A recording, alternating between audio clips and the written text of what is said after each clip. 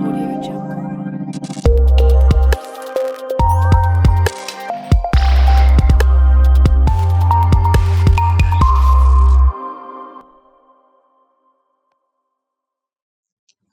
It's another beautiful day, and I warmly welcome you to the studios of Poly TV in Laro.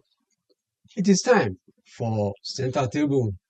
And on Center Table, what we do is to extract trending issue, topical issue that have meanings to the generality of the populace. And you recall that we in the last couple of weeks, we were interrogating the economy as it were, and we are still on it. And this day, we want to look at the crowd of Nigerians, the dwindling economic reforms, the dwindling economy as it were, and the various reforms that governments have adopted to tackle it head on. Why has those reforms not been able to bring out the economy from the doldrum as it were? But government is preaching us patience. Government is saying it's a gradual process, but definitely we want to look at what needs to be done to fast track it if there is opportunity for that. And here in the studio, I have two eminent personalities. They are very known on this program. They are regular faces on this program. And I'm talking about the Otun Iyalode of Ilaro, Chief Bukola Duroju. Thank you. You're welcome. Good morning. You're welcome. And on the extreme left is another regular face here. He's an economist, a financial expert, and of course, by specialization, he's an accountant. I'm talking about the Otua Guru of Ilaro land, Chief Ayo Dawotola. Good morning, viewers and Nigerians. Gentlemen, you're welcome. And lady, you're welcome. You're welcome to the program once again. Today we want to talk about the economy, the realities on ground, and the various reforms that government have adopted over the years, not particularly about this present government, and why we are still where we are. I'll start with you, Chief Dawotola. Like I said, this whole problem started with the General Ibrahim Babangida's era, when Nigeria adopted a structural adjustment program and the Naira was devalued. And since then, very many governments, successful ones and new ones, have adopted various reforms, at least to tackle this problem head on. And we are still where we are. Can we attribute anything to the delay or the non-response of this response? Yes, actually, the reform started in 1984 during the regime of General Ibrahim Badamasi Babangida, IBB. He is the first person to bring in SAP, Structural Adjustment Program, and that was recommended by the IMF because IMF and the World Bank complained that our currency is overvalued, that we must bring it down, we must devalue our currency, and they were going to support us by giving us loan to cushion the effect. And that was what started it all. Ibrahim Babangida threw it to the public to debate, and it was a test debate in those days, those years. The whole of Nigeria participated. I also participated as a student in the university. We got the loan against majority wishes. The conclusion of that debate nationally was that we should avoid it. But somehow, the general, smiling general, he went for it. And then our currency devalued for the first time. The currency was exchanging $1 for 80 kobo as at that time. And then as soon as the loan was taken, our currency went down to about 2 naira per $1 that used to be 80 kobo. Then the trouble started from there. Since then, Nigeria never recovered. And our currency had continually gone up in exchange to the dollar.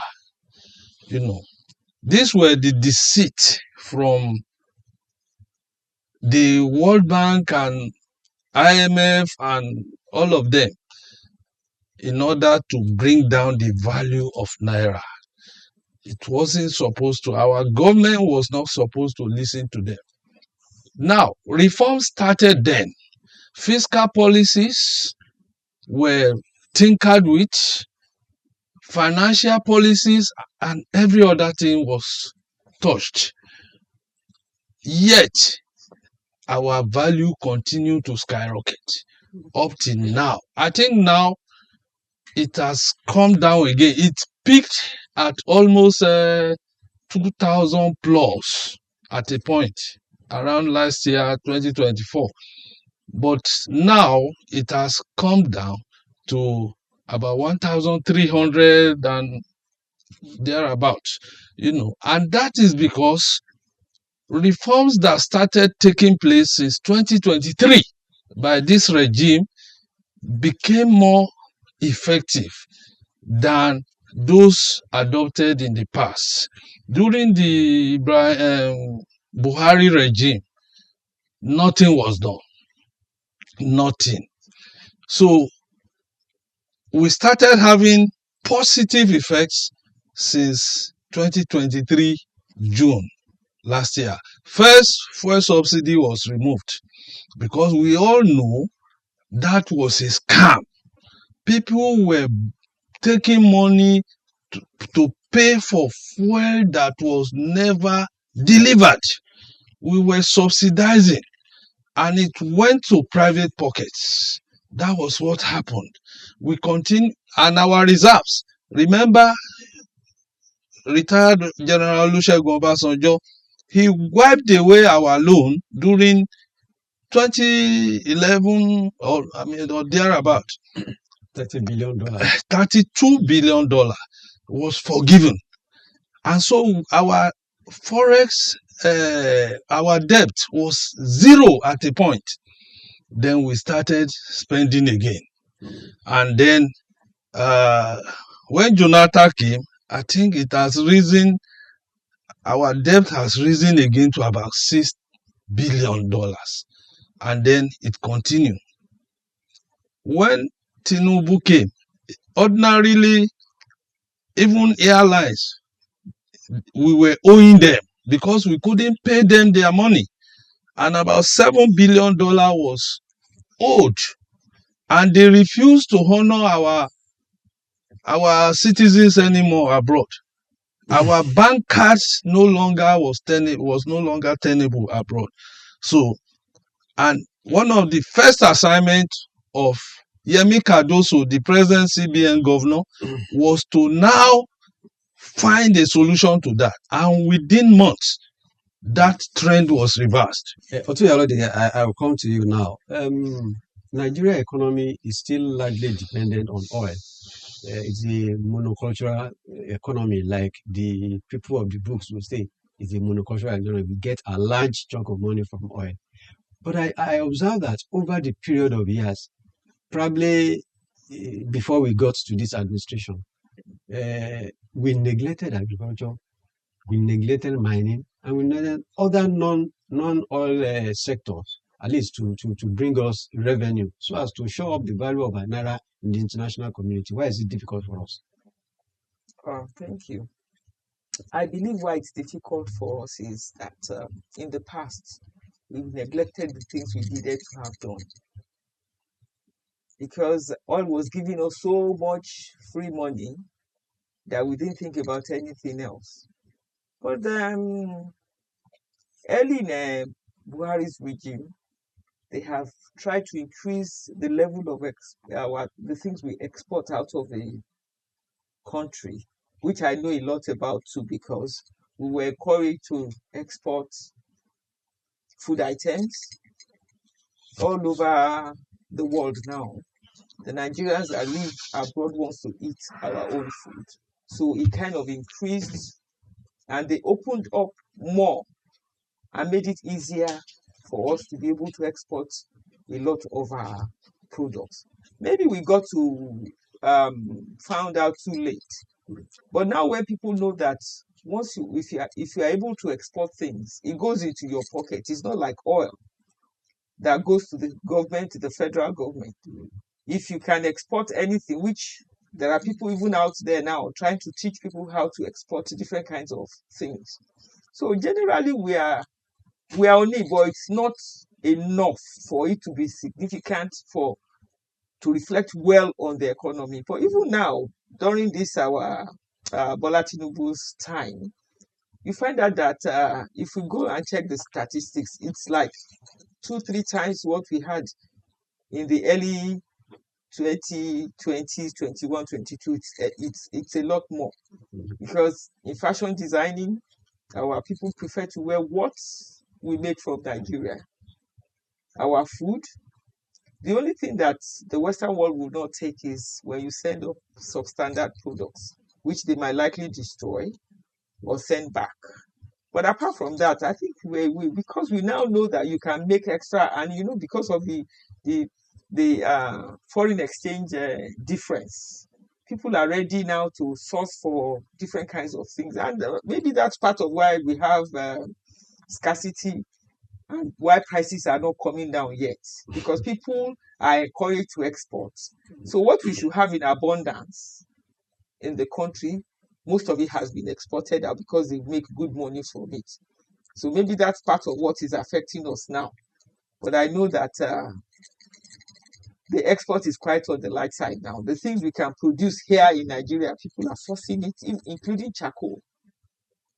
My brother was exporting charcoal at the time. What discouraged him was that, we Nigerians, the way we were, they will tell you this is 100% free of moisture. By the time they get there, they check it, they find out that it has 20% moisture.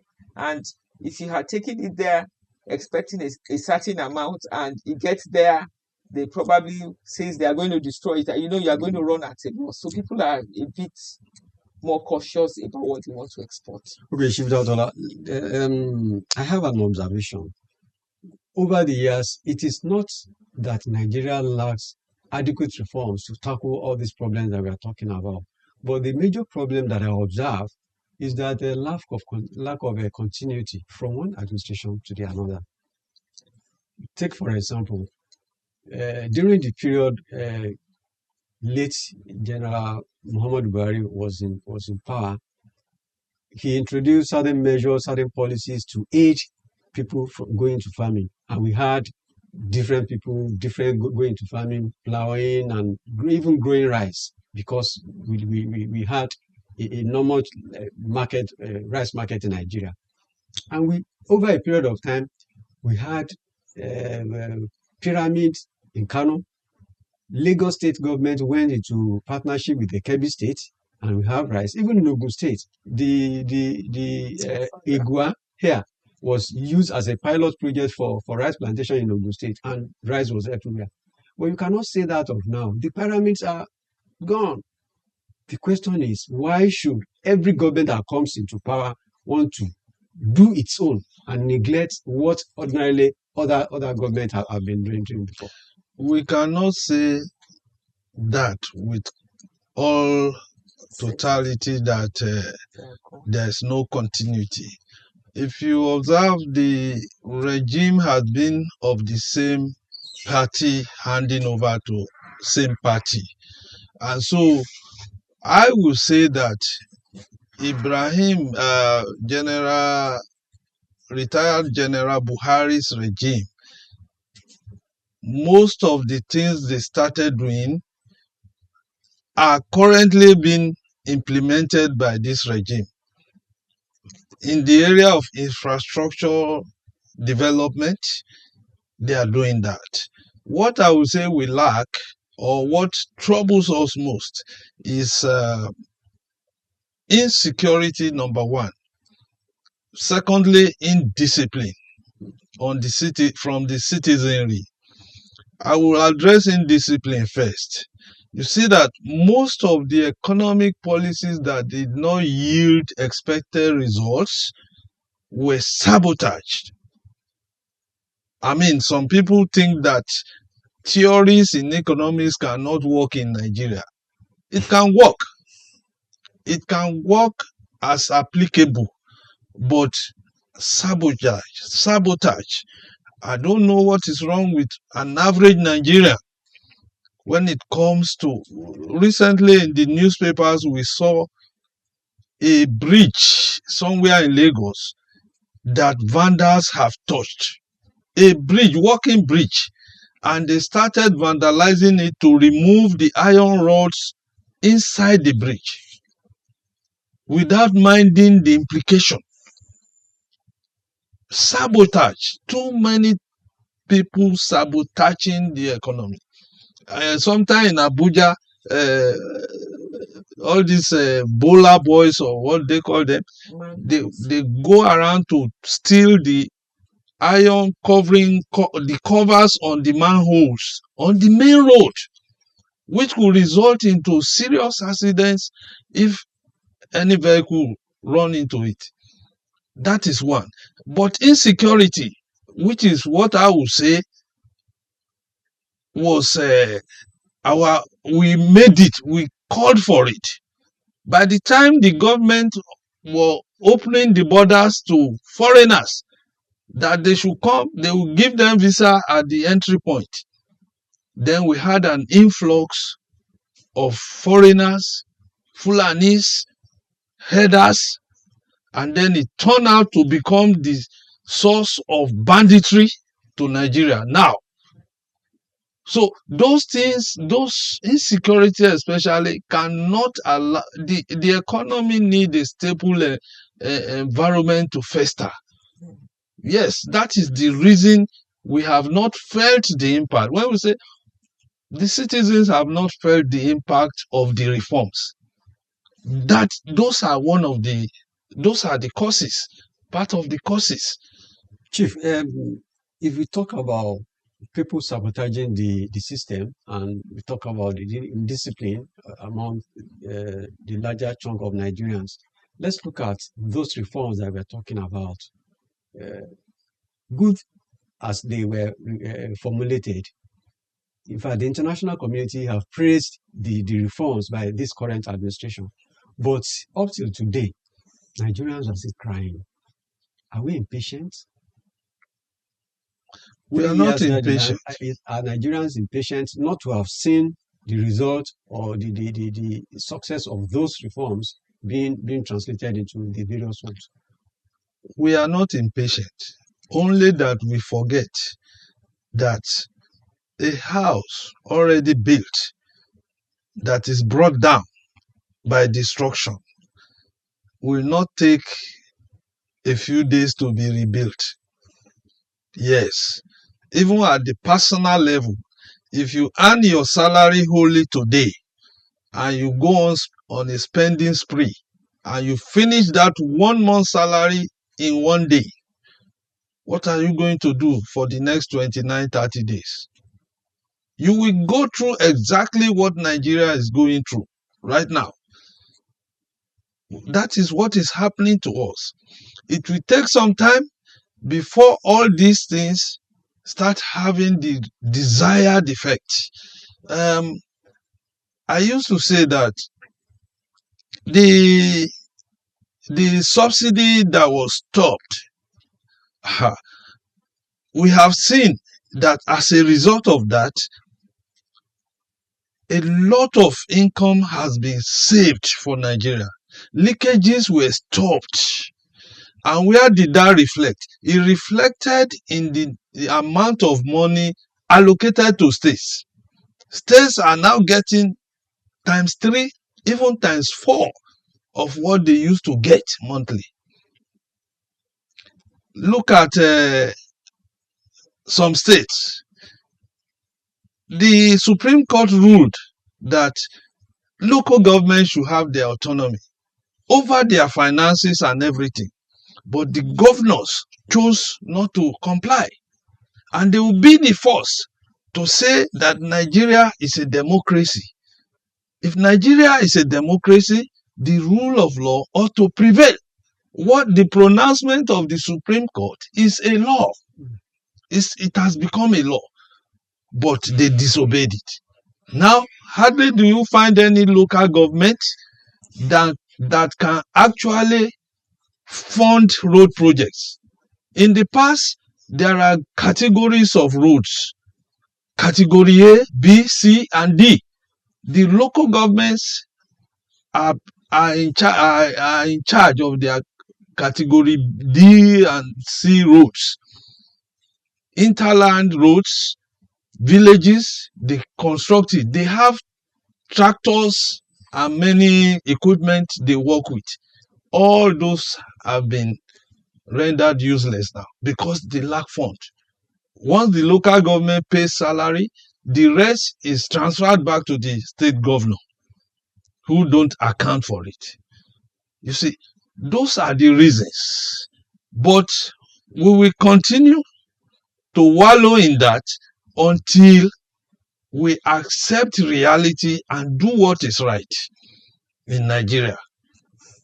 Those are the things affecting or causing the reasons why the citizens are yet to feel the impact of those changes, because those reforms are already dropping dividends, but they are not getting to the people because of those bottlenecks